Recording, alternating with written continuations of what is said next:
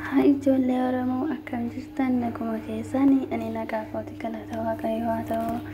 nagaan kan koo kan Rabbii bakka jirtanitti sinaa ga'u hundumti keessanii yoo isiniin jedha kottaa daabboo isiniitiif hundaafaa jira agartanii ijoolleen biyya Arabaa jirtu kuban eessatti argama jettanii innaa daabboo kottatti nyaadhadha daabboo isinii dafaa jira dhuga daabboo guddicha tokko ilaa Herregera nama soddoma minamina hin nyaachisa እና kotta daabboo nyaadhaashee እና asinka kanarraa fena kuma keessanii mitiire warri koobaa barbaadanii mooyyuu koobaa iddootti argamu isinittani ma lakkoofsa tokko tuqa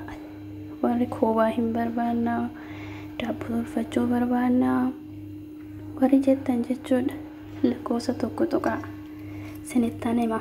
Anakana kan daabboo nokkaa meeqattan arree har'a tolfadhe kinoo.